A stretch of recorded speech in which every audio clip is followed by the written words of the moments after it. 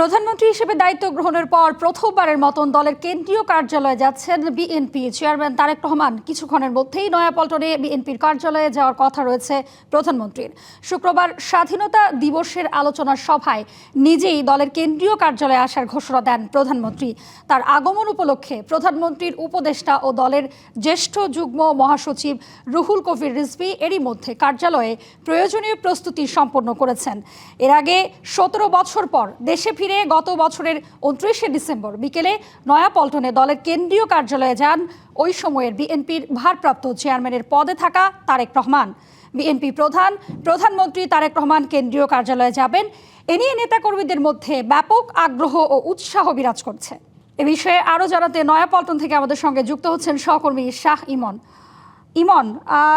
প্রধানমন্ত্রী হবার পর তারেক রহমান এই প্রথম কার্যালয়ে যাচ্ছেন, তো তার এই আগমন উপলক্ষে নেতাকর্মীদের কি কি কার্যক্রম রয়েছে এবং কি ধরনের উৎসাহ উদ্দীপনা দেখতে পাচ্ছেন সেখানে?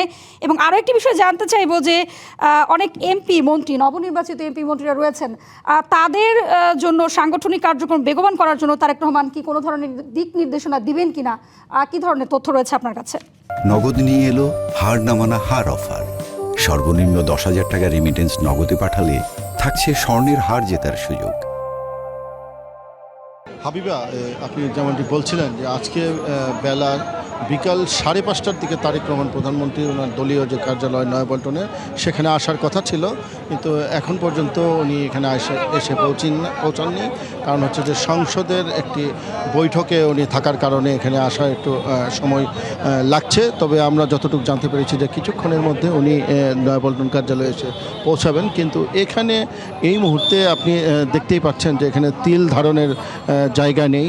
প্রধানমন্ত্রী তারেক রহমান দলীয় কার্যালয়ে আসবেন, এই খবর পাওয়ার পর থেকে আমরা দেখেছি যে দুপুরের পর থেকে রাজধানীর বিভিন্ন ওয়ার্ড এবং ইউনিটের বিভিন্ন নেতাকর্মী, বিএনপির নেতাকর্মী এবং বিভিন্ন অঙ্গ সংগঠনের হাজারো নেতাকর্মী কিন্তু এখন পল্টনে এসে সমবেত হয়েছেন এবং এই অফিসকে কেন্দ্র করে এখন হাজার হাজার নেতাকর্মী যে চাপ সামলাতে কিন্তু আইন শৃঙ্খলা বাহিনীর সদস্যদের হিমশিম খেতে হচ্ছে। এবং আমরা এখানে দেখেছি যে বিএনপির যে পার্টি অফিসটি রয়েছে সেটি মূলত এখন এসএসএফ, পিজিআর এবং বিজিবি সদস্যরা পুরোটা কর্ডন করে রেখেছেন এবং বাইরে হাজার হাজার নেতাকর্মী উৎসবমুখর পরিবেশ নিয়ে এখানে চাপ সামাল দিতে তারা হিমশিম খাচ্ছে।